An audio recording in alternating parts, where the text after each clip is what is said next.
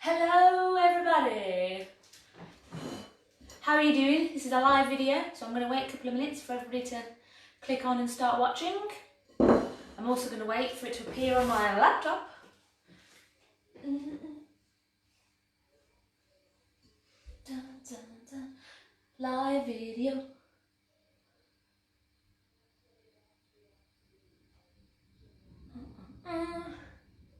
Hello everybody! Thanks for joining, thanks for tuning in. I'm just going to make sure that I've got this on the right page and that my video is showing up. It's not showing up yet, so let's give it a few seconds. Give everyone a chance to tune in. There it is. Hello. Turn off the sound because that's off-putting. Right, there we are. Hello everybody and happy Thursday.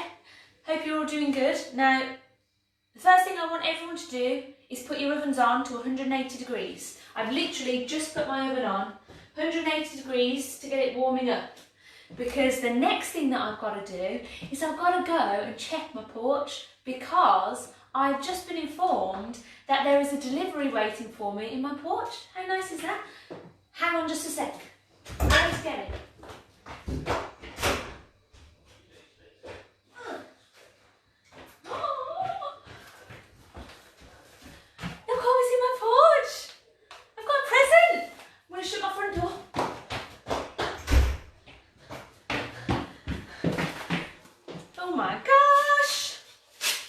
So much to whoever this may be from. I've just it's from Donna Rose and Beth. Thank you so much. Thursday's present day. For those of you just tuning in, you haven't missed much. Get your ovens on to 180 degrees. I'm opening a present. It's like my birthday, Christmas. It's baking birthday. Right, have a look, see what we've got. Oh my gosh! I've got a new way. Right, take this off. Everybody, get your ovens on, 180 degrees. I've just received the most amazing present. Look at this. This is so cool. It's a new pinny. I'm guessing Beth and Donna Rhodes made this. This is so nice. Thank you so much. Oh, the neck's a little bit long. I'm going to put a tiny knot in the neck so I can wear it while I'm baking today. Ugh, much better. Ooh, it's a little bit high now, but better protect my clothes. Check me out. Yay! New apron day. Hi everybody. We are making Millionaires Shortbread today, and I am wearing a very special homemade new apron. Thank you, Donna and Beth. Right. I can't be excited about this for too long because we've got to make Millionaires Shortbread. Thank you so much. That is really, really thoughtful. It's made my day. Thank you. Right, now, let's get on with the baking. So, I'm all excited. The first thing we've got to do is we've got to make our shortbread and get that in the oven baking. There are three main things that you need for the perfect Millionaires Shortbread.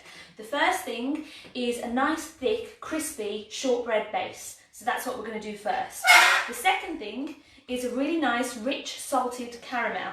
That will be the second thing we make. And then you want a nice, thin chocolate top. Tempered chocolate, if you know how to do it, which all of you will know how to do it by the end of this video. So, oven's on, 180 degrees. You should also have a baking tray, similar to one you use for brownies, quite a deep dish baking tray, lined with foil or with baking paper.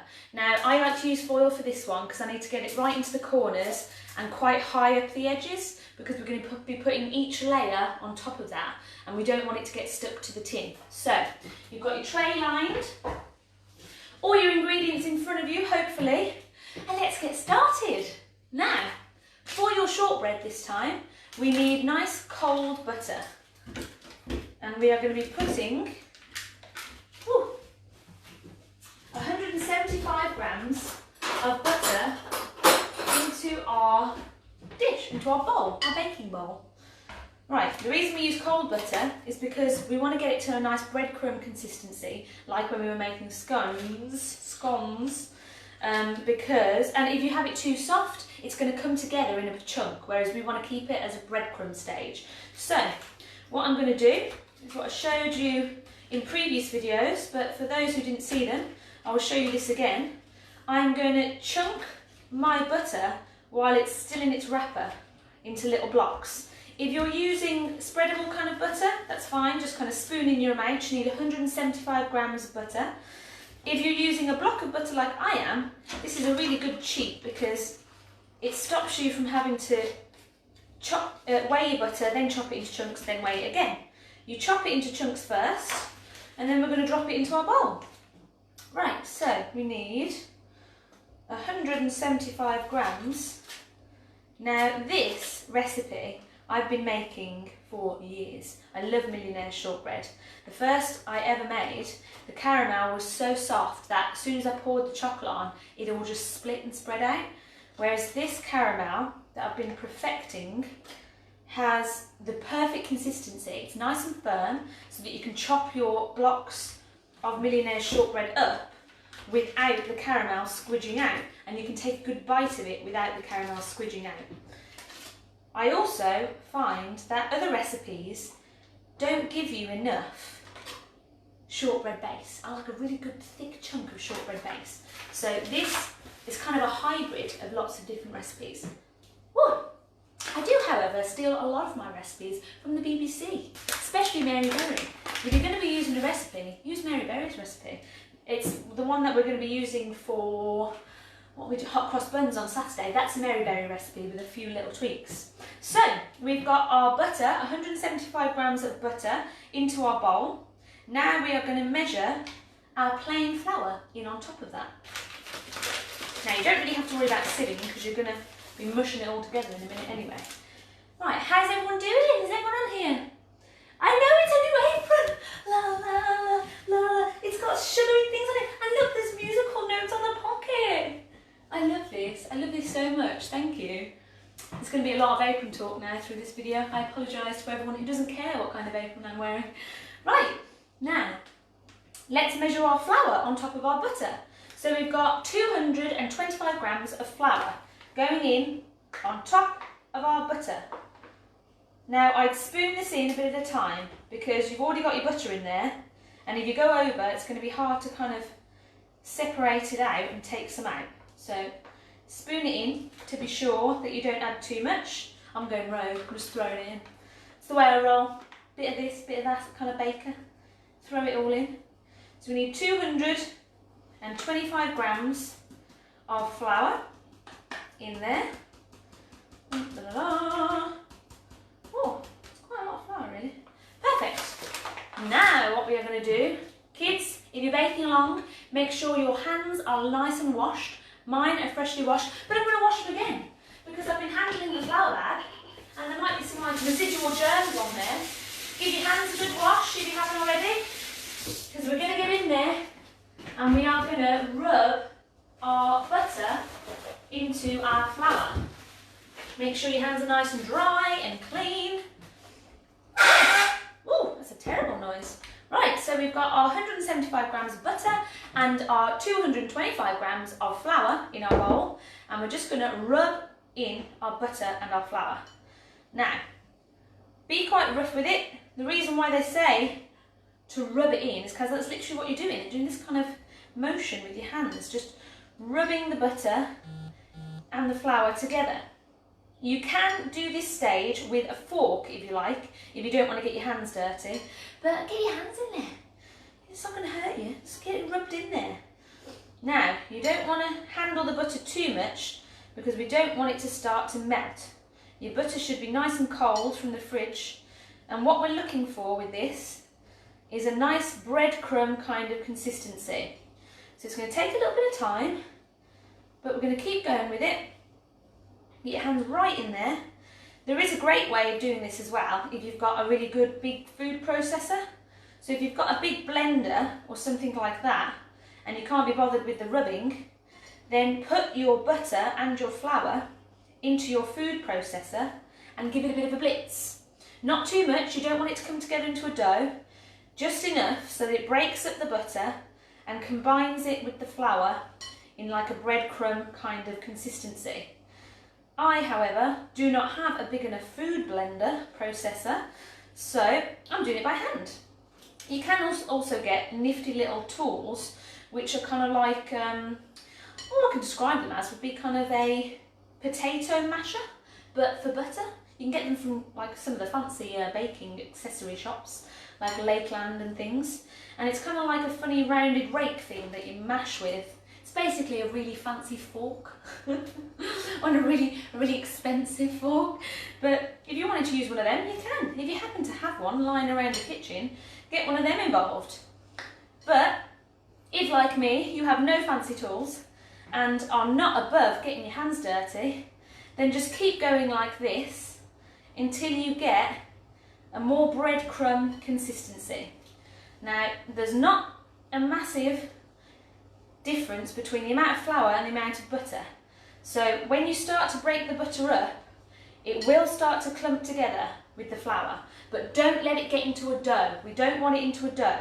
We just want it into breadcrumbs. So keep breaking it apart like this, gently rubbing the butter through.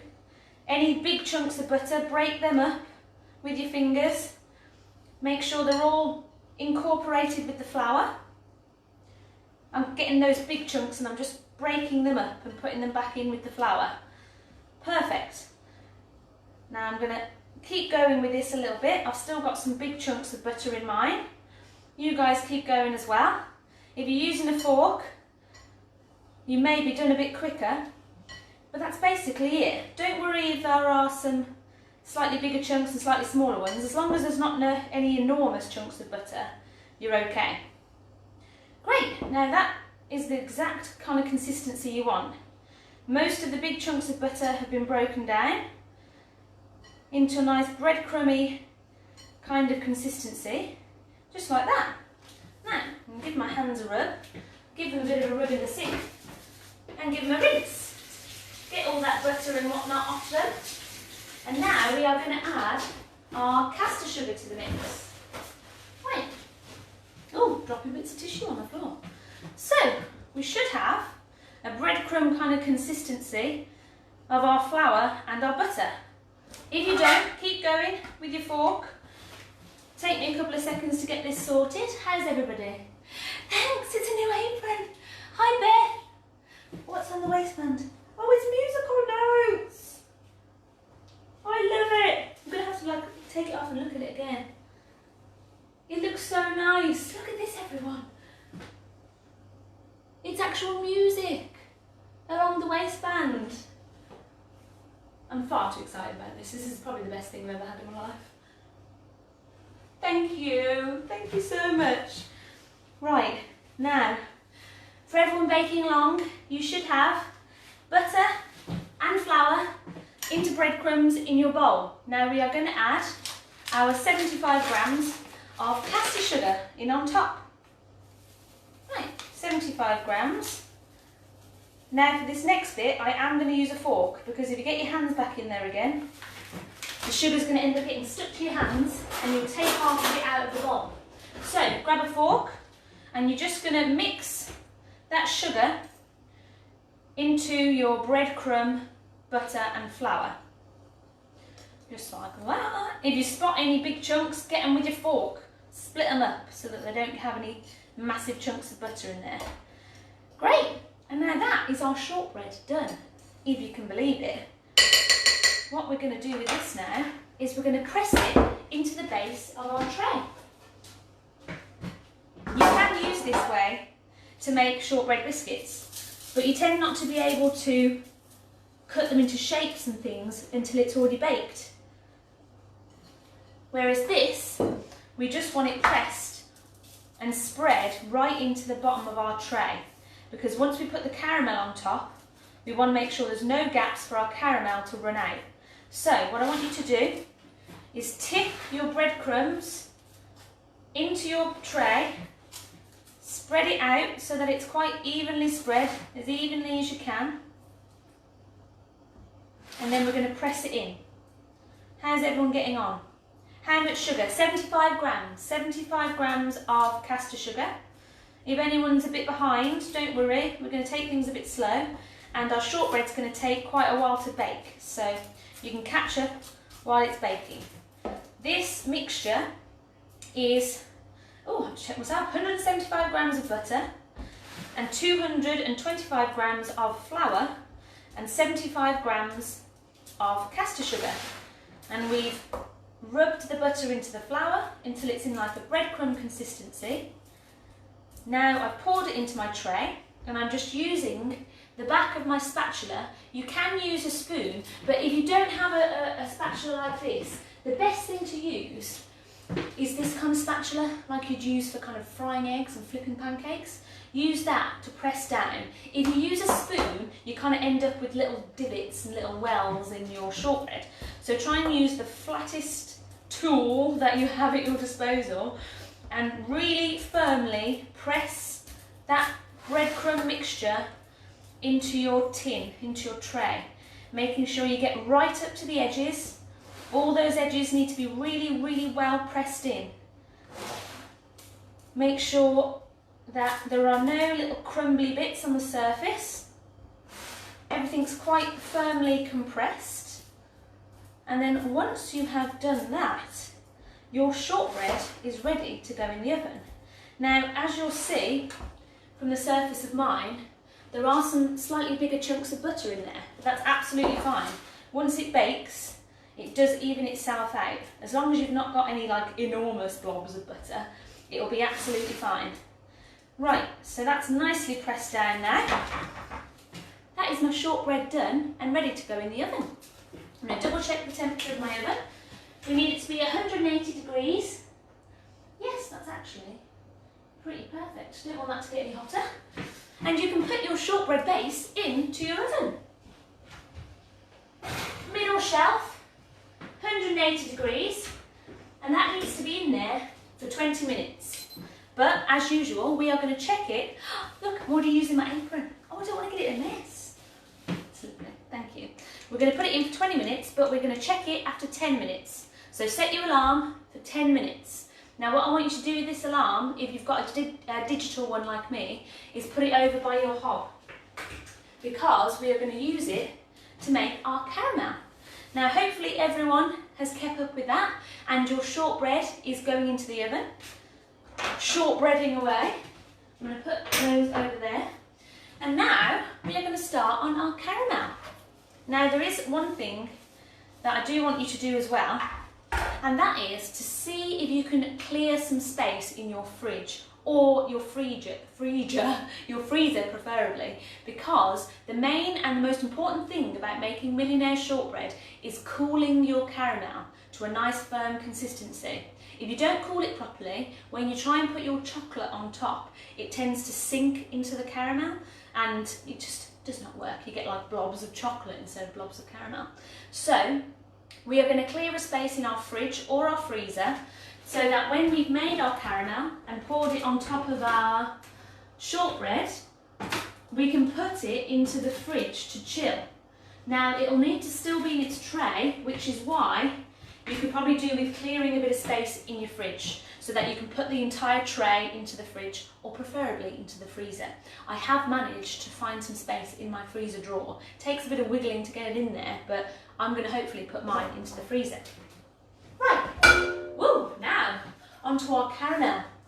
Grab your pans.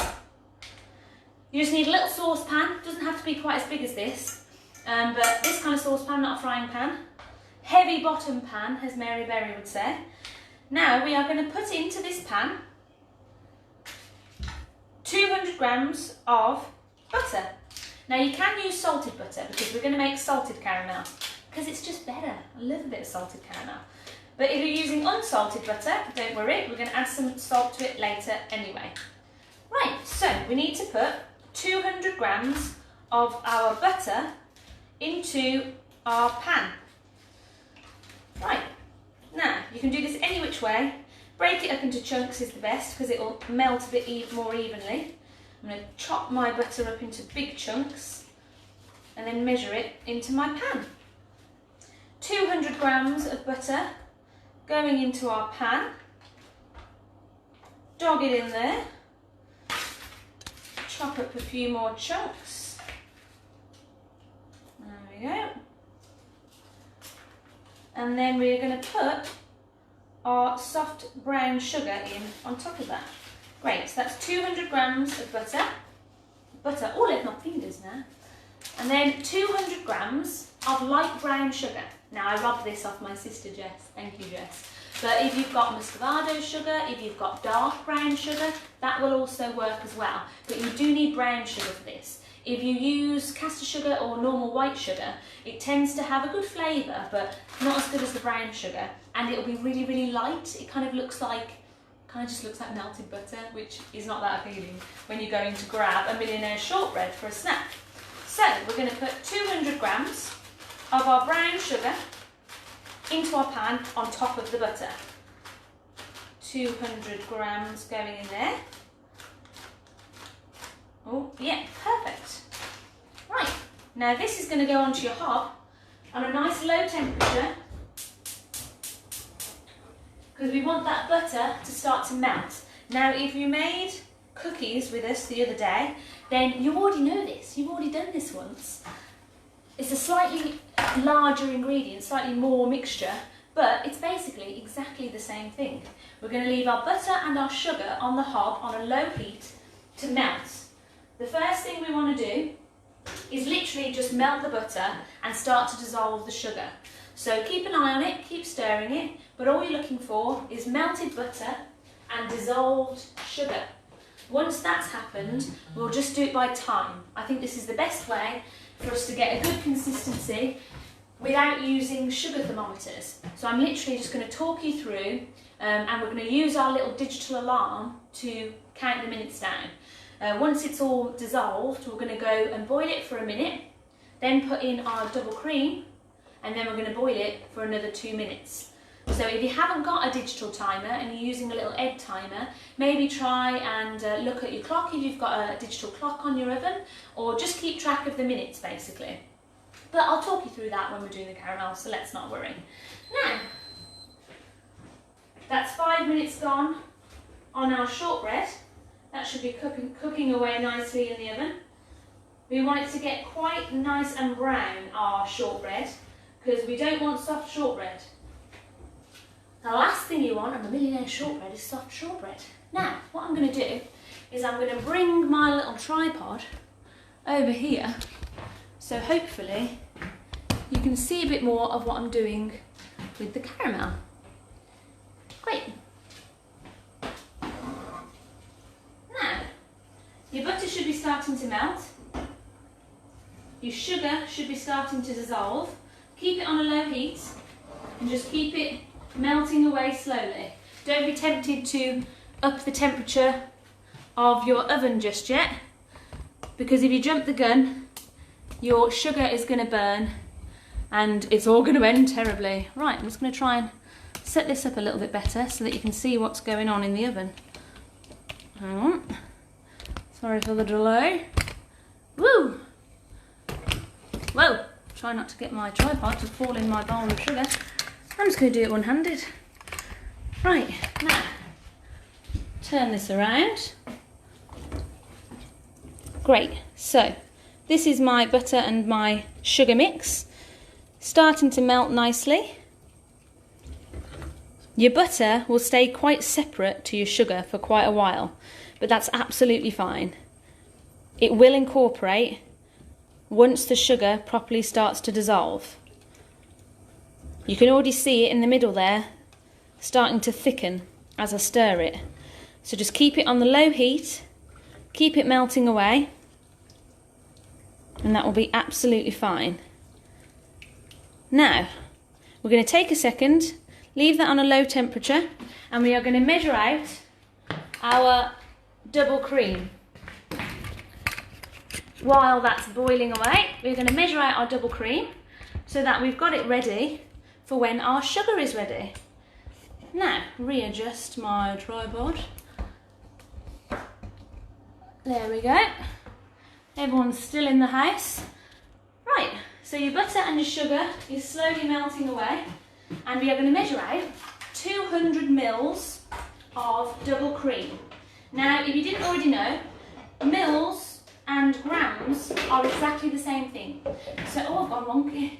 So, if you haven't got mils on your scales, just use grams. Do 200 grams of double cream into a jug or a little dish or something where you can keep it separate, because we're going to be pouring this in on top of our caramel once we've got it boiled. Right, 200 mils of double cream. I'm going to pop that over here by my sugar. Check that out, see how it's going. My butter is nearly completely melted now, and my sugar is dissolving really well. Brown sugar takes a bit longer to dissolve than white sugar. It's a bit strange. It also doesn't caramelise in the same way. This is why you can't really make like your honeycomb and things with brown sugar, because it doesn't caramelise in the same way. It has a different caramelising temperature. So you really need white sugar for making something like a normal caramel or a honeycomb, and you need a brown sugar. Oh, if you're using condensed milk, you just need one small tin. It's just over 200 grams, I think it's 240 grams, but just use one small tin of condensed milk. Condensed milk works just as well. If you're using double cream, you need 200 grams. If you're using condensed milk, you just need one small tin. In fact, on the back of the tin, the side of the tin, it actually shows you a recipe, some of them, for Millionaires Shortbread. I did steal part of this recipe from the side of a carnation condensed milk tin. Right, now, everything's melted. The sugar is dissolved. Now, we're just going to keep stirring this until the liquid of the butter has fully incorporated into the sugar. If you're watching your caramel, keep an eye on the edges, because you'll see the runny butter lying on the surface of the sugar. That's what we want to get mixed in before we higher up our temperature. So keep stirring it in. It will incorporate eventually, so just stick with it. If it starts to bubble, don't panic, just keep stirring away. Right, now that is our alarm for our shortbread. It won't be done yet, but we can have a little peek at it through our oven door and see how it's getting on. It's looking nice. It is getting brown. Mine might actually not need too much longer. Let's have a little peek. Oh, it's still quite pale. I'm going to leave it for another 10 minutes. 10 minutes on your timer. Put that beside me so I can see it, because it is nearly time to put the temperature up on our caramel. Now, if the butter and the sugar is completely incorporated now, you can put your temperature on your hob up a little bit. Now you can start to see it really bubble. That's perfect, that is. See how there's like it's getting all bubbly in the middle? That's exactly what you want. It will get really bubbly around the sides and in the middle, and it will start to froth up. That's absolutely what you want. Because once that starts, I'm going to look at my timer, and as soon as it goes to 9, we're going to wait for my timer to go down to 8 minutes. Because you want to be boiling this for about 1 minute. If you've got a couple of timers and you can set a separate one, then just set your timer for a minute.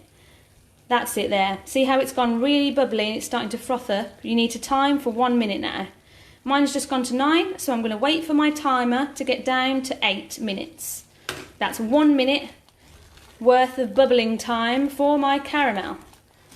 Just leave it bubbling away. I'm going to keep stirring it gently so that it doesn't burn on the top of the pan, on the bottom of the pan. That's it, perfect. Just leave it bubbling. It will look pretty crazy, it gets quite frothy. If yours hasn't gone frothy yet, wait, higher up your hob temperature a little bit. Wait for it to go to this frothy stage before you start counting your minutes worth of boiling. So for caramel, we've put in 200 grams of butter, 200 grams of brown sugar. We've put it on a low temperature for the butter and the sugar to melt and dissolve together. Then, once it's completely incorporated, we've upped our temperature on our hob until it's at a nice frothy stage, and we are now boiling it for 1 minute. Right, that's just about 1 minute of boiling time that's had now. We are going to add our cream. Turn the temperature right down and pour your cream straight in. It will sizzle up, so be very careful. Make sure you don't get any of that sugar on you because it's going to be really, really, really hot. Add your condensed milk if you're using condensed milk. Should be 1 small tin of condensed milk or 200 mils, 200 grams of double cream. Right, that takes the temperature of our caramel right down and it stops it from frothing. But that is absolutely perfect. I mean, that's already lovely. This is very similar to like a butterscotch sauce. So if you were looking to make a butterscotch sauce, you've just made it. That's it. You can use this on ice cream. It's quite runny at the minute, but it will firm up a little bit once it's cool. We, however, want a nice firm caramel for our Millionaires Shortbread. So what we are now going to do is turn the temperature of our hob back up. We want to get this boiling again. And just like before, we're going to wait for it to get all bubbly and frothy. Then we are going to set our timer for 2 minutes and let it bubble and boil for 2 minutes. What that's going to do is firm up our caramel to a nice thick consistency that you'll be able to chop and bite into without it running everywhere. You can leave this boiling for 5 minutes and you get kind of a chewy caramel. But we are looking for just a nice soft caramel. Now keep an eye on your timers as well, because don't forget your shortbread is still in the oven and that will need to come out pretty soon. In fact, while I'm waiting for that to bubble up, I'm going to have a peek in my oven since it's just here. Right, my shortbread is getting brown now on the surface and just a bit around the edges. That's not going to need too much longer. I think my shortbread probably needs about 2 more minutes. So I'm going to keep an eye on it. Keep an eye on your shortbread. Don't let it overbake. If it starts to get too brown, take it out of your oven. How you doing, Kelly? Are you falling behind? Don't panic. We've got this all under control. Our caramel's just coming up to that nice bubbly stage where we're going to set our timer. Needs to be bubbling a little bit more than this. Needs to be really, really bubbling up crazy. Keep stirring it, getting it off the bottom of the pan. We do not want it to burn.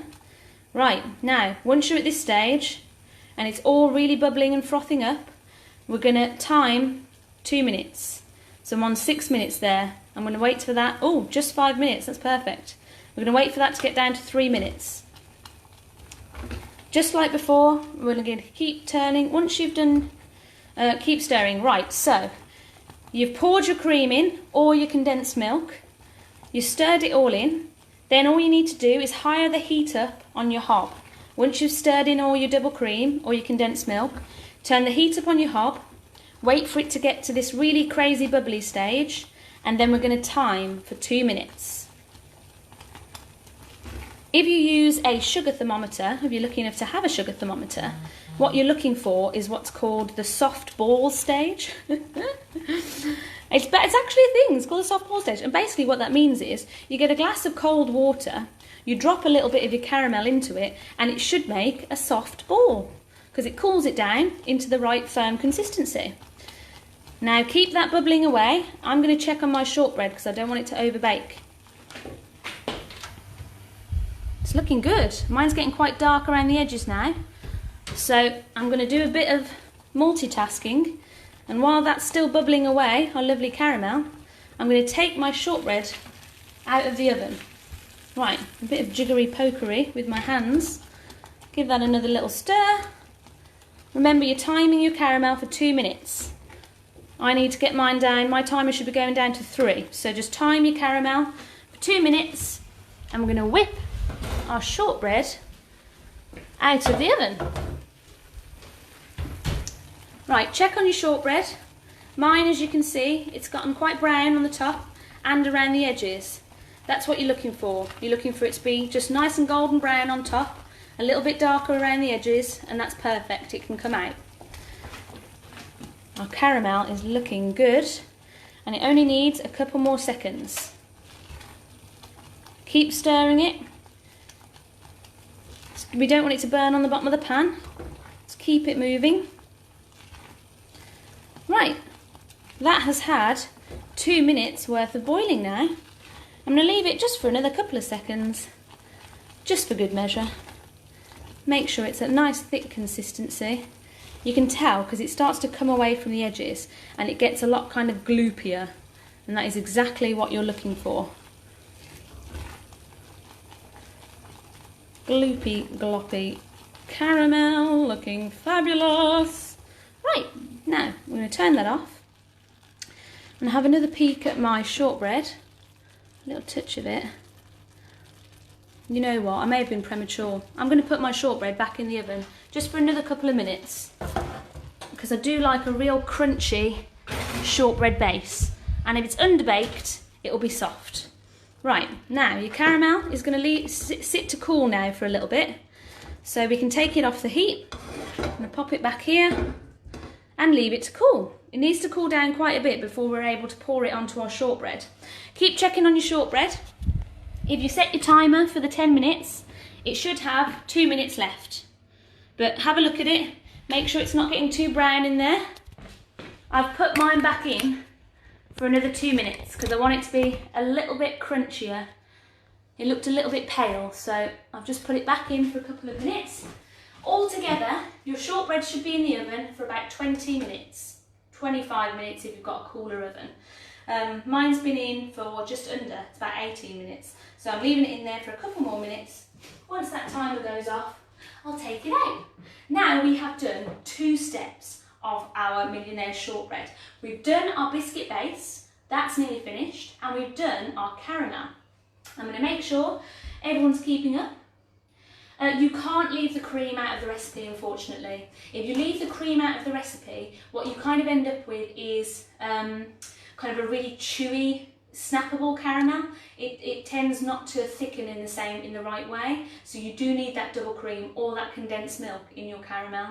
I mean, give it a go. I've never tried it, to be honest, but the whole thing about adding cream is to give it a nice soft, biteable consistency. If you just use sugar and butter, it's going to be either quite runny or really, really chewy and bendy, and you're not going to be able to cut your Millionaires Shortbread.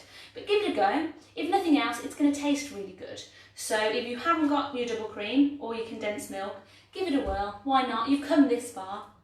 Right, now, I'm just going to check, make sure everyone's doing okay, making sure all of my comments are coming through. I've had a little issue with this previously, and our alarm has just gone off. That means my shortbread and your shortbread should be done. Just going to make sure that everyone's doing okay. Everyone's caught up. Hi Eva, nice to see you. Right, now my shortbread, I took it out a bit prematurely. I'm not an imperfect person. I am an imperfect person, and sometimes I make mistakes, so I put it back in the oven. Don't be afraid to admit when you've done something wrong. I took my shortbread out too soon, it wasn't quite done, so I whacked it back in there for 2 more minutes. I'm going to check on it, and I'm going to take it out. That's a bit better. You can see it's a little bit darker, a little bit browner. That's going to give you a really, really nice crunchy shortbread base, which is exactly what we want. Now, we need this to cool down, and we need it to cool down pretty sharpish. You can turn your oven off if your shortbreads come out, because we don't need our ovens anymore. So save your electricity, save your gas, and turn your oven off. Now, I'm going to do a bit of a cheat for you. This is a good way to speed up the cooling of your shortbread. Now be very careful, because as you can see, I've got this kind of tempered draining area of my kitchen sink. But depending on what your kitchen sink is made of, you might not want to do this, so I'll leave it to you. It's a bit of a cheat. What I'm going to do is I'm running cold water on my drain board, and without getting any water in my shortbread, I'm going to very carefully rest my shortbread tray on my draining board, because that cool water is going to start the cooling process up. So we don't want any water in our shortbread. No water in the shortbread, that would be a disaster. So leave your cool tap running just really gently on the draining tray here, And what that's doing is giving a nice little pool of cool water underneath our tray, and that'll help to speed it up.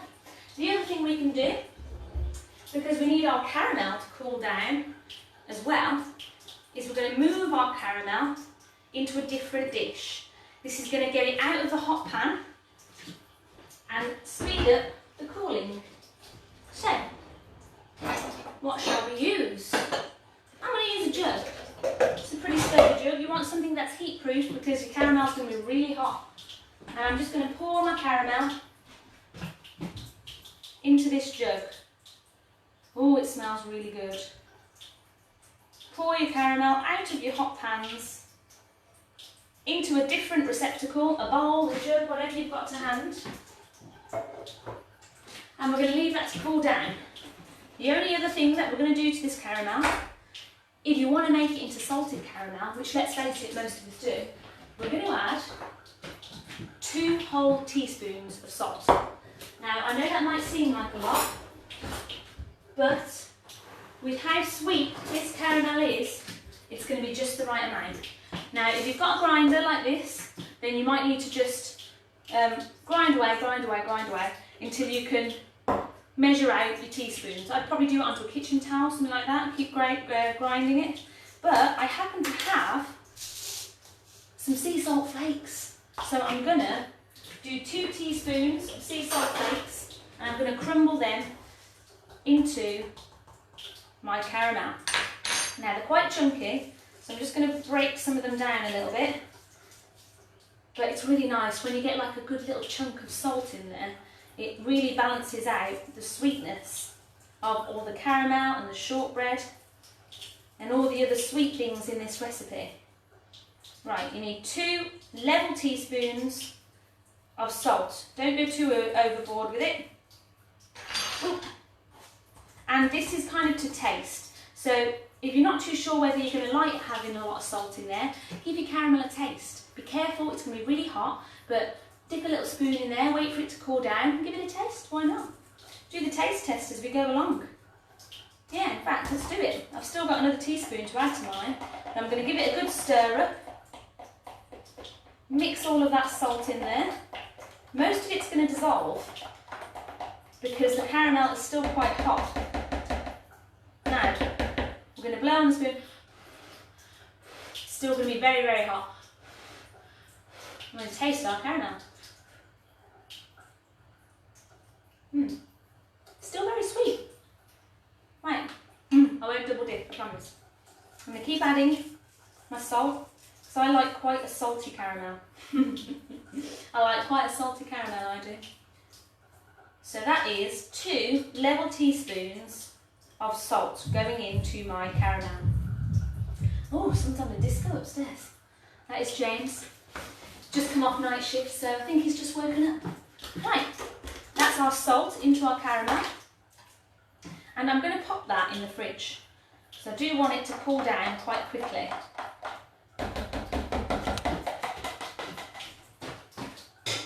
Sticking my caramel into my fridge. And I'm going to turn my cold tap off. You can already feel, if you touch very gently, the sides of your tray should have started to cool down now. Right, now, all we've really got to do is hang on a bit for that to cool down a little bit more. So, while we're doing that, I'm going to have a bit of a tidy up. Tidy around in your areas and put a bit of music on. What do we want? Any song requests? I want to see if we've got any questions. I think my pan was too small. What's happened, Tori? What's your caramel look like?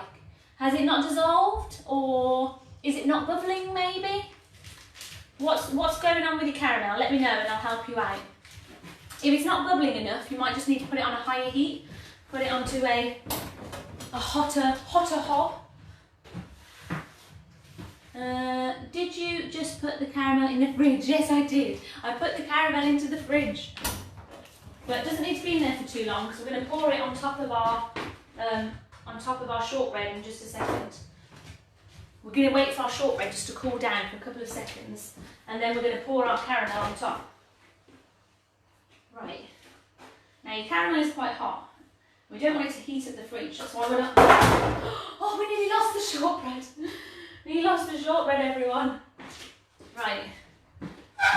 That is quite cool now. Be careful, your tins might still be hot, so be careful when you're carrying them around. Just seems very runny. Tori, if it's runny, put it back on the hob. Just put it back on the hob and keep it bubbling away. If you're worried, just leave it bubbling for about 2 to 3 minutes. Just keep it bubbling. It will firm up once it's cool. I'll show you just how runny mine is at the moment. It's really, really hot, but it is very runny, and you'll see now because I'm going to pour it on top of my shortbread. Shortbread is still soft too. Don't panic, Tori. If your shortbread is still soft, it's not going to be super firm because it's still warm.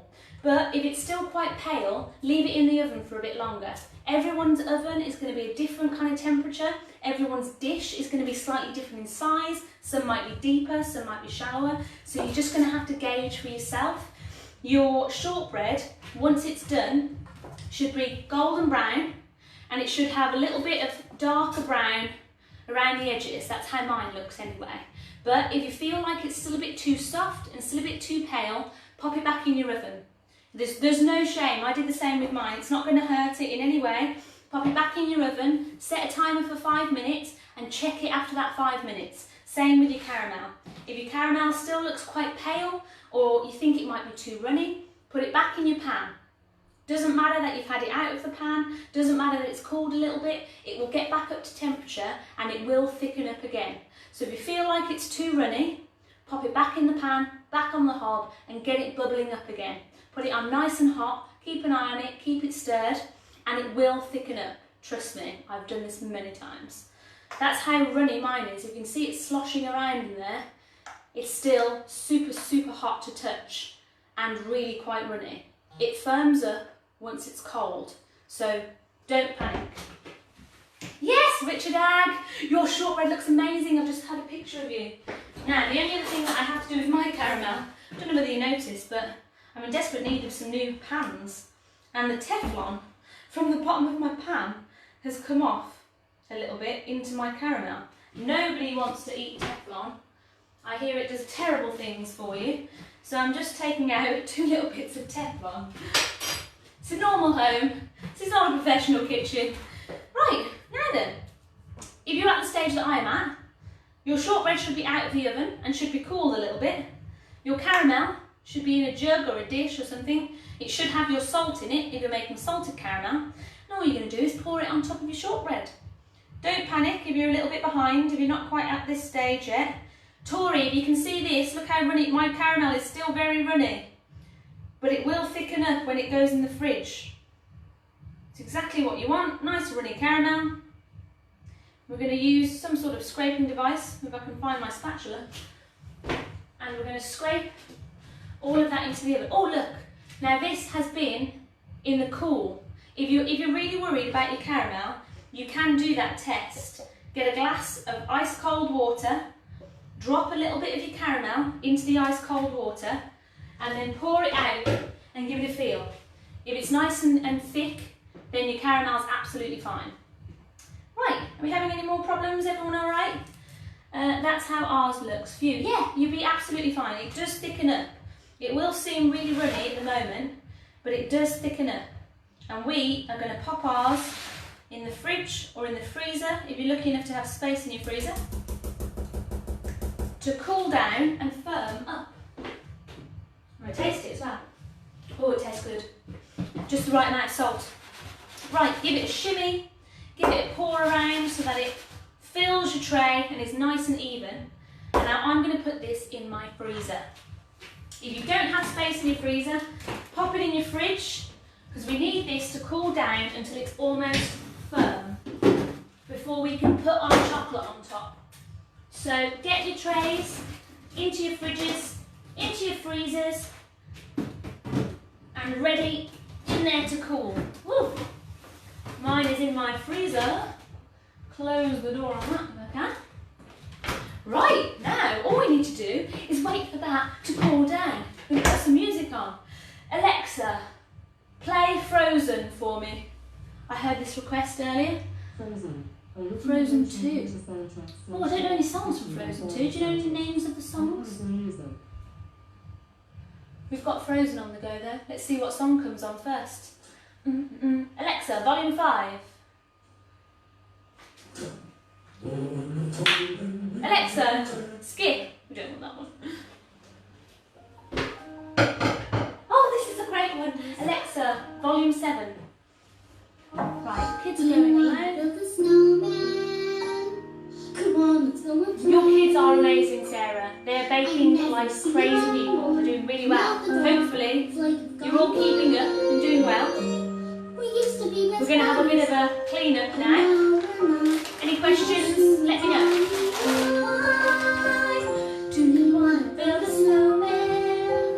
Don't have to be a snowman.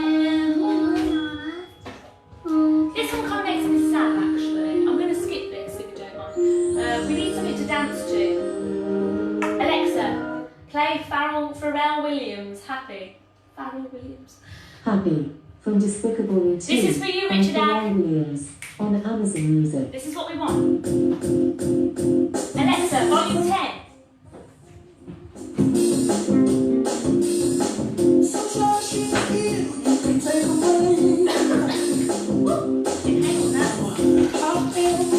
Get your chocolate out, everyone.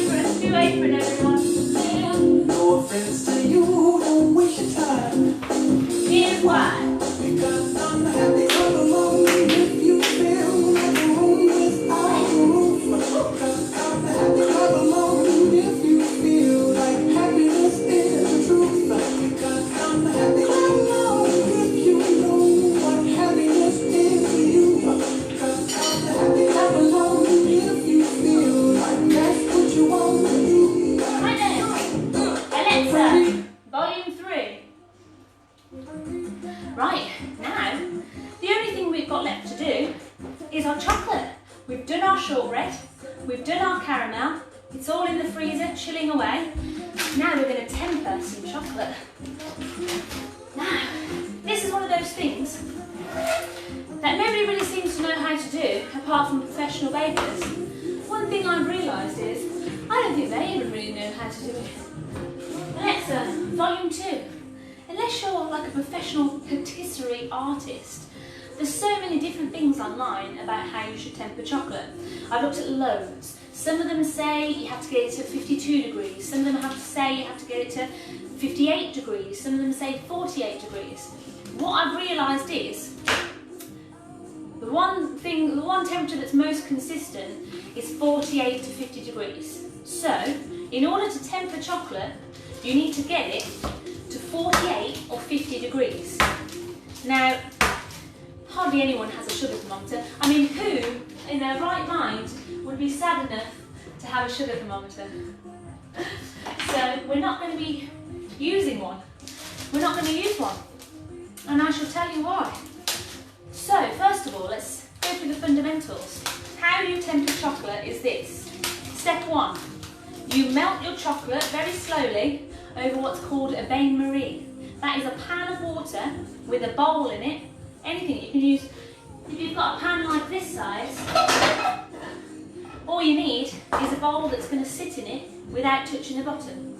Put a bit of water in the bottom of that, your bowl on top, your chocolate in your bowl, and you're going to melt it nice and slow on the hob. Your water should simmer away. Your chocolate should sit over the simmering water and slowly melt. Then you use your sugar thermometer, and once your chocolate melts and gets to 48, 49 degrees, you take it off and you cool it down. You're supposed to cool it down to 32 degrees. But I found a trick and I'm going to share it with you. Now, not a lot of people know this, but if you happen to have a nice, shiny, silky bar of chocolate that you have bought from the shop, then let's face it, that's pretty much what all of us are using, because nobody is going to, you know, fancy chocolate shops and using raw chocolate nibs. If your chocolate is like this and has been put into a shape, as most chocolate bars have, that means it's already been tempered. If you can snap it and it's in some sort of shape, they've done it for you. It's already been tempered, it's already done. The people at Dairy Fine for Aldi have already tempered my chocolate for me. So the only thing that we have to do is make sure that this doesn't get too hot, because if it gets too hot, you're going to ruin all the lovely tempering that was done for you already. This is tempered chocolate. We've got it. This is something that I learned trying to watch loads of tutorials on how to temper chocolate. I was getting annoyed because some of them said different temperatures and it never quite worked. I always seemed to get horrible soft chocolate with blobs of white on it. Then I read one that said if you're using a bar of chocolate that's in a shape, it's already been tempered. So all we need to do is make sure it doesn't get above 45 degrees. Right, how much chocolate? I'm going to be using 150 grams of chocolate. I haven't even measured it out because, to be honest, it's up to you how much chocolate you want. I find for the size tray I'm using, 150 grams gets you quite a nice thin layer of chocolate. You don't want your chocolate layer too thick, because when you try and cut it, it will squish out your caramel and your caramel will fly out. So I'm doing 150 grams, haven't even measured it, 150 grams of dark chocolate. Again, you can use any chocolate you want. I'm using 150 grams of dark chocolate. I like dark chocolate because it has a bit of bitterness to it. It counteracts that sweetness. It's all about, with any baking recipe, any recipe really, it's all about getting a balance between sweet and salt, savoury and sweet. And this kind of bitterness of dark chocolate gives a really nice addition and cuts through the sweetness of your caramel and your shortbread. So I find 150 grams of dark chocolate covers in a nice thin layer. I'm going to put that extra chunk in, so I've got 155 because I don't want to leave it, separate it from the whole rest of the bowl. Then what I'm going to do, for people who are following me, following what I'm doing, is I'm going to put a drizzle of white chocolate on top as well. Again, it's optional, it's all about your tastes and what you like. So what I've done is I've measured 155 grams, 150 grams of my dark chocolate, break it all up into singular chunks. It's just going to make it easier to melt. And we're going to melt this in the microwave. Now, be very, very careful melting in the microwave because it burns real quick. We're just going to do 10 seconds at a time. We're going to start off with 15 seconds. So put your dark chocolate, or whatever chocolate you're using, in the microwave for 15 seconds. If you're using a different kind of chocolate, let's say you're using milk chocolate, it's going to melt at a different temperature. White chocolate also melts at a completely different temperature. It's to do with how many cocoa solids and how much cocoa butter there is. So you just need to keep an eye on it. Never leave it in for longer than 15 minutes because it burns way too quickly. And for anyone who has ever burnt chocolate in a microwave, you do not need that smell in your life. How can something that tastes so good smell so bad when it burns? Right, this is nowhere near melted, but that's absolutely fine. Again, don't be tempted to rush the process. Put it in 10 seconds at a time. See how everyone's getting on. How much chocolate? 150 grams of chocolate I've used. I've used dark chocolate, but it's up to you, depending on how thin your pan is, how much chocolate you want to use. I find 150 grams gives a nice thin layer. Right, now this is starting to melt. Now one of the tricks that you are going to be using, I'm going to tell you about, for how not to get your temperature, your chocolate temperature too hot, is after every time that we melt it, we're going to give it a really good mix. Even now, when it's all chunky and it's hardly melted at all, we're going to move it around the bowl. The reason for this is, if, like me, you're using a crock bowl, the bowl is going to get a lot hotter than the chocolate does, and we can use that. We can use the temperature of that bowl to help to melt our chocolate. It's going to melt it a lot slower for us, so we don't lose the tempering that the chocolate manufacturers have already put into it for us. Right, I've given it a good stir. It's going back in for another 10 seconds. And this is all you've got to do. We're just going to keep going, 10 seconds at a time. Is everyone doing all right? How much chocolate? 150 grams, I've already said that, 150 grams. 10 seconds at a time. And then each time you take it out, give it a good mix. You think it's not melted, you think it's still really chunky, but when you mix it, it melts while it's out of the microwave. If you just leave it in there and don't stir it, it's more likely that it's going to burn. So literally each time you take it out, 10 seconds at a time, and we're going to give it a really good mix every time we take it out of the microwave. Scrape all that melted chocolate from around the edges, from on the bottom, mix it in with those chunks. Try and break up the chunks if you can with your spoon, just really give it a good old mix. And if it's still not melted, pop it back in for another 10 seconds. This, I know it seems kind of tedious, and you want to just whack it in for 30 seconds and be done with it, but trust me, it will burn. I've done it loads, and it smokes like a mother, so do not do it. Persevere, keep stirring. Oh look, see now it's really starting to go. Once the majority of your chocolate is melted, give it a really good mix. Keep mixing it, because those chunks that are now quite small will most likely melt with the heat of the bowl, and you won't need to put it back in. So just keep mixing it.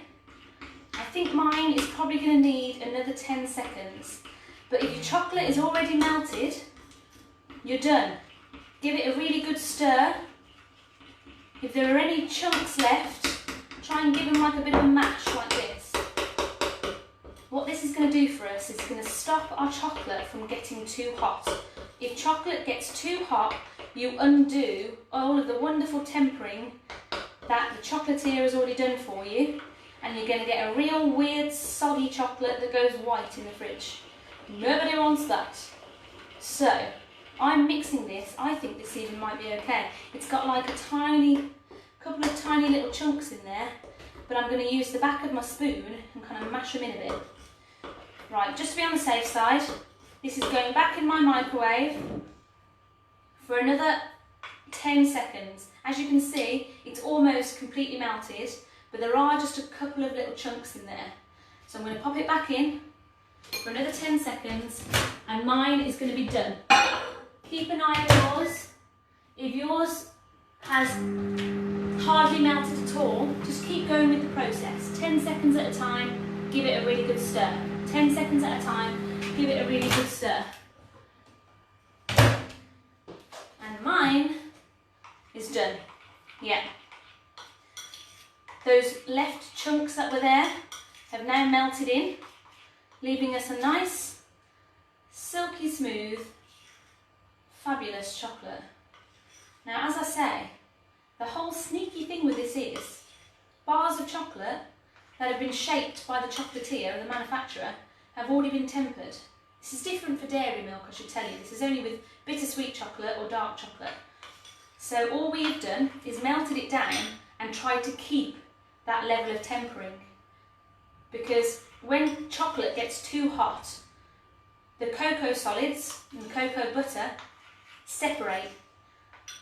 And if they come back together in the wrong way, they go all horrible and bloom and all sorts of terrible things happen. Right, that's our dark chocolate done. Now you can leave that to cool down for a little bit, and we can check on our caramel and our shortbread. See how that's doing. I'm going to whip mine out of the freezer, see how it's getting on. Oh, it takes a minute for me to get it out of the freezer. Right, I'll close up my freezer again. You don't want to let the coal out. Mum always used to say that. You're trying to cool the whole kitchen.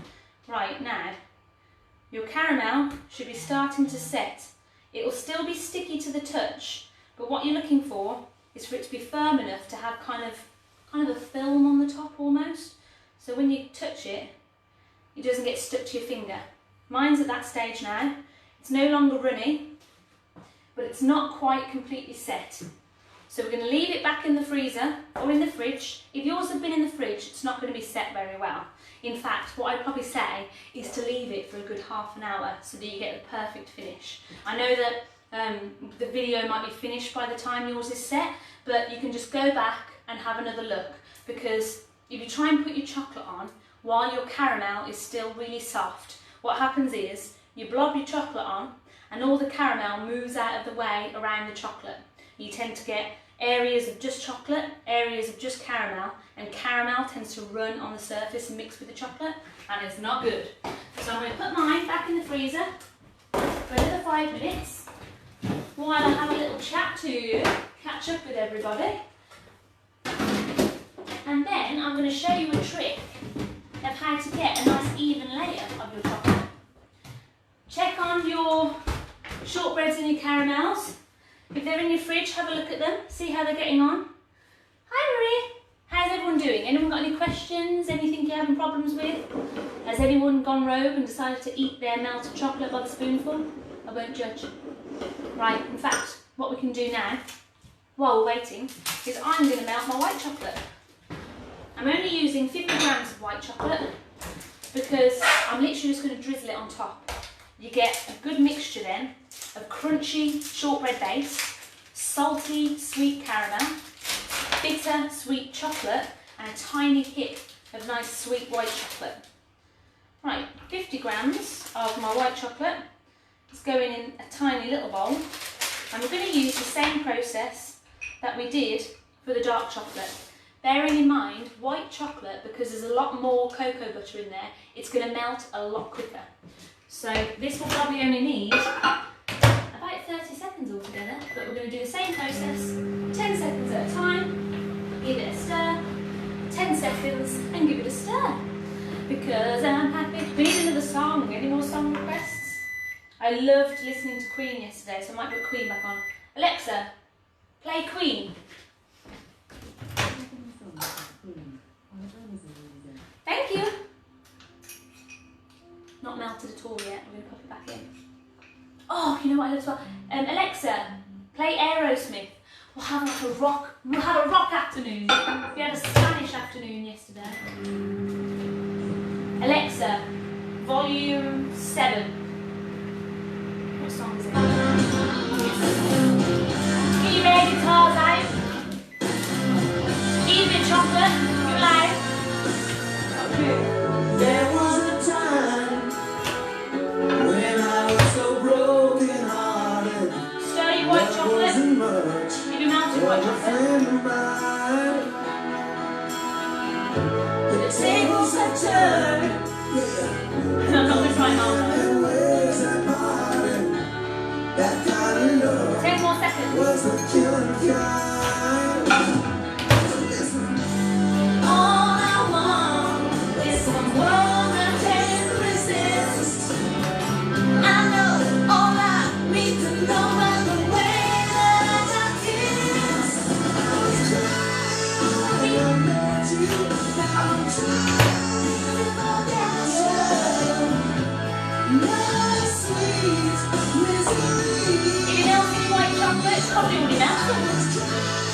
Just to get you, now I'm down because I let you. White chocolate melted. What you do, Stirring. now it's not a rule. Right, we're going to check on my feed. Make sure we've got people's comments coming up. It's gonna be. Yeah, I got to tell you one thing. It's been on my mind. Right. Girl, I gotta say. Alexa, volume 3. I'm going to check on everybody.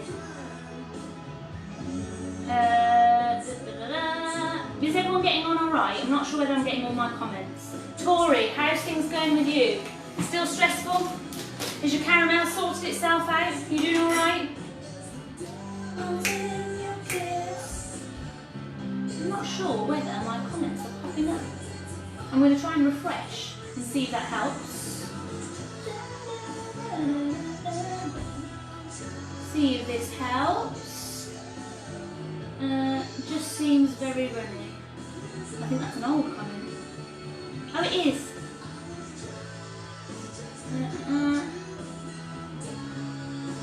I think everyone must be doing alright. I hope everyone's doing alright. I've not had any comments or questions or anything in a while, so if I've missed them, I'm really sorry, but keep going. All good here. Thank you, Donna. Thank you, Donna. Are you alive out there? Yes, good. Right. So, if you've just rejoined us, we're going to carry on. But remember what I said. You need to wait for your caramel to be pretty firm before you put your chocolate onto it. So, if you think your caramel needs longer to cool, then leave it in the fridge. It's in the freezer and seems to be cooling. Yes, good work. I know. Don't eat the chocolate, you need it. This is why I only use a bit of white chocolate. So eat the white chocolate. Right, now, I'm going to take mine out of the freezer. Mine will be ready for me to put chocolate on top of. But, if yours isn't, don't panic. Do not panic, because you can always come back and watch it when you think that your caramel is firm enough. But we're going to have a look.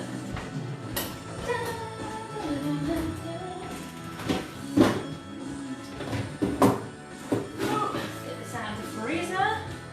Oh yes, see mine, I'm starting to get like a bit of chill on the top there. We don't want it to freeze. So mine is actually cool to the touch, which is perfect.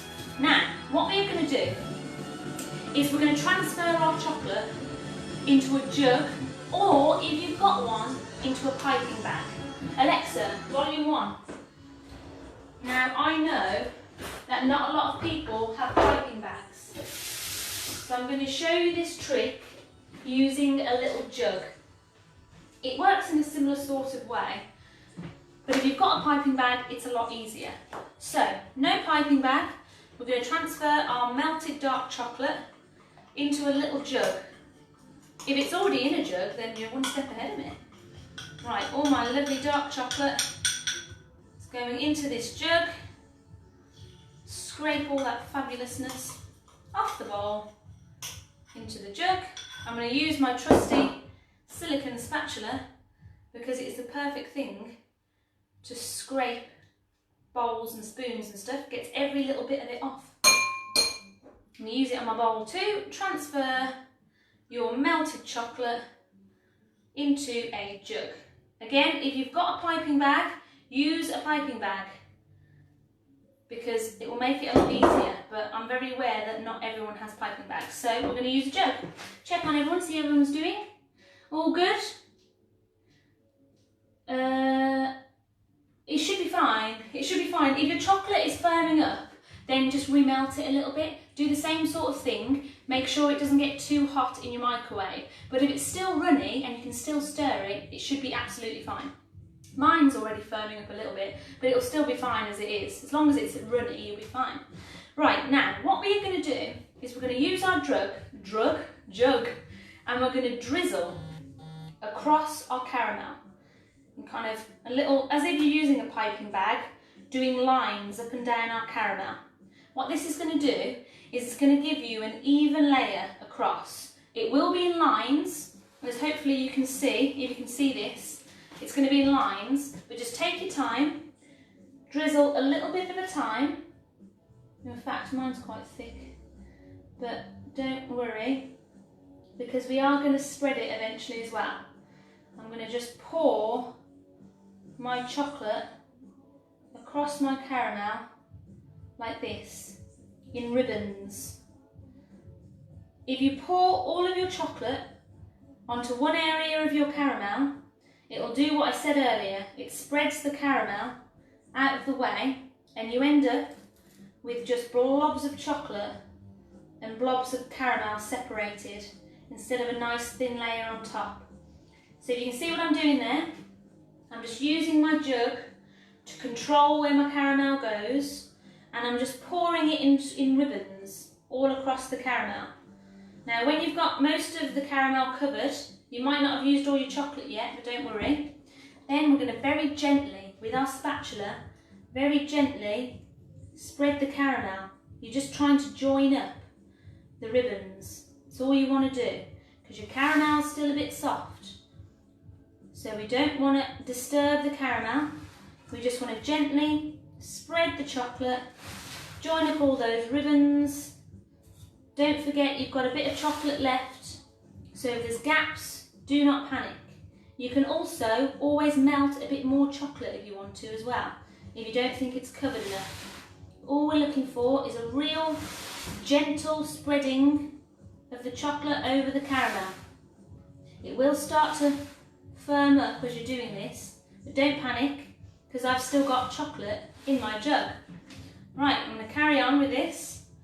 My chocolate is a little bit cold now, it's firming up, but it's still pourable, and that's all we need. I'm going to tease my chocolate out of the jug all around the edges. Get right up to the edge of your tray and of your caramel.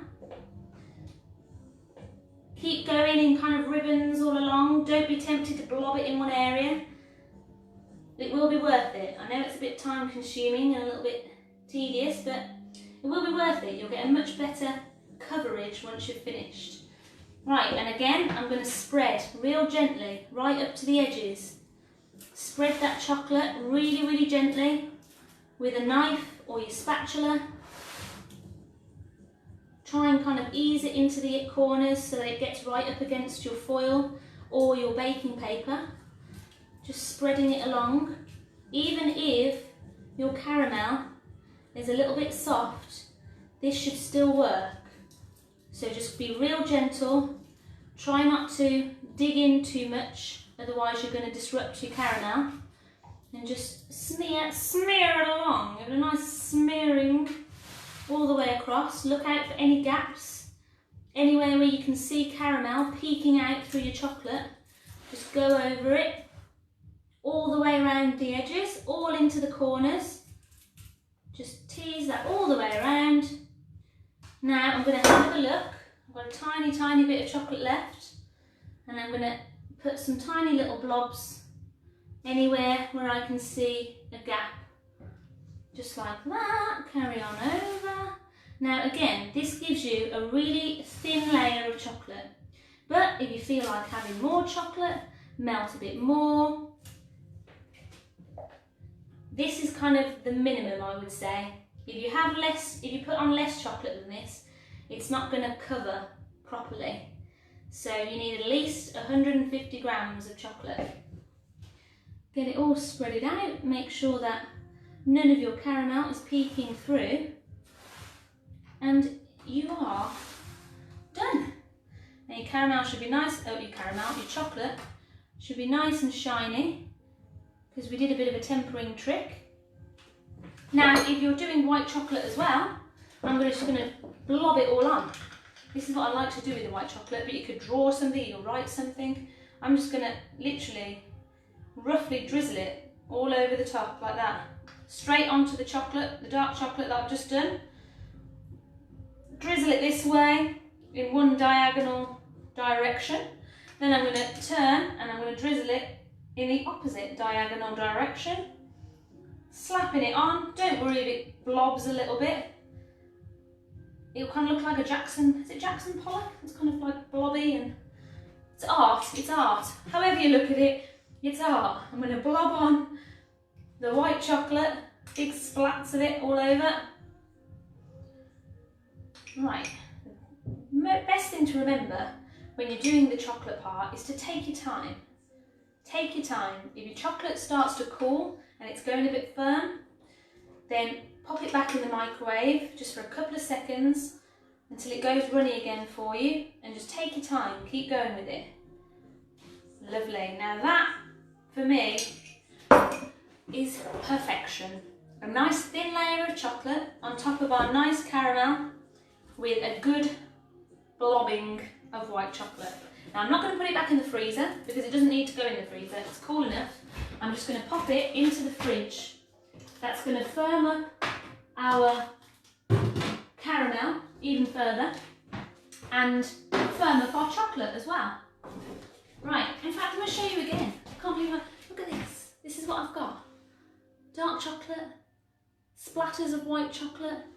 Careful not to tip it too much because it will still slide out of the tray.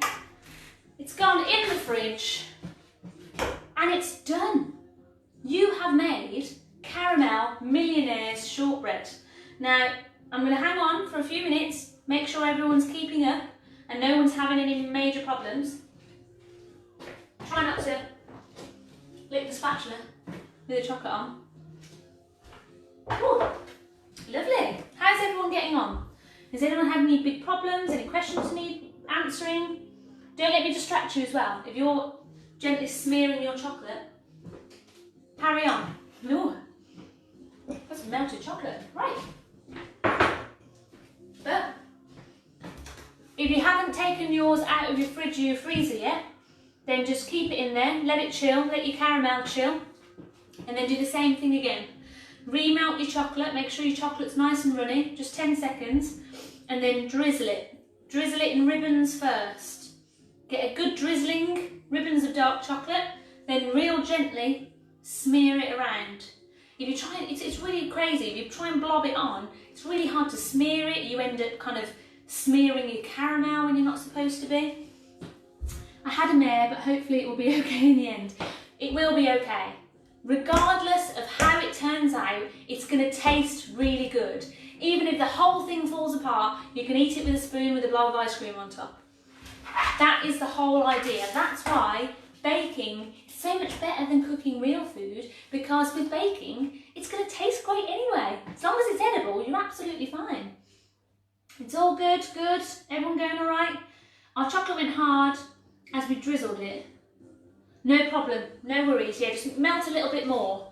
Use the same chocolate. You can melt it in your in the microwave. Make sure it's quite runny. It doesn't need to be like boiling hot. Cooler the better, really, for your chocolate. But it needs to be kind of a nice smearing consistency. Everyone else doing okay? Now, the other thing that I need to tell you is you're not allowed to touch your Millionaires Shortbread for at least 4 hours. I'm so sorry. If you try and cut it now, your caramel's not going to be set enough. If you're really impatient, stick it in the freezer for half an hour, but it might freeze, so don't forget it. You don't want it to freeze.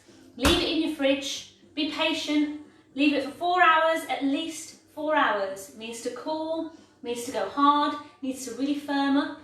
Then we're going to turn it out, peel our foil or our baking paper off, and you can chop it into chunks, and it should be absolutely perfect. Everyone's doing okay? Well, that's it. We're done for the day. You've made Millionaire Shortbread. Send me some pictures. Even if it's terrible, Rue, I want to see Millionaire Shortbread. So don't hold out on me. Send me pictures of your bakes. Tomorrow, we will be making profiteroles or chocolate eclairs, if you like. There's absolutely no difference in the recipe. It's just the way you pipe it that makes it different. So if you fancy making profiteroles or chocolate eclairs, then join in tomorrow, 3 p.m. 4 hours, I know, Karen, I know. It's something I didn't tell you at the start, but you can't eat it yet. Because if you try and cut it now, it's going to go into slop. I tried to take a corner out once, and the whole rest of the caramel and the chocolate just slid into the corner that I took off. It wasn't a good day. It was not a good day for me. So be patient. Wait for your Millionaire Shortbread to set, and then cut it up. In 4 hours, I know. You're not even going to get to see the pictures of my Millionaire Shortbread for 4 hours, but it'll be worth it. We can wait, we're patient.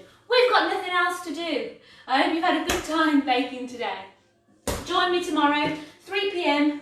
for profiteroles or chocolate eclairs. And don't forget, Saturday, we're making hot cross buns. Now the timing, I'm going to let you know the timing now, but I'll also be posting it on Facebook as well. The timing and how it's going to work is this. We're going to start at 12 o'clock. We're going to prepare our dough. It will take us about half an hour. Then we're going to leave it to rest for 1 hour and we'll come back at 1:30. Then we're going to shape our dough into little hot cross bun shapes, leave them to rest again for another hour and a bit and come back at 3 o'clock when we're going to bake them.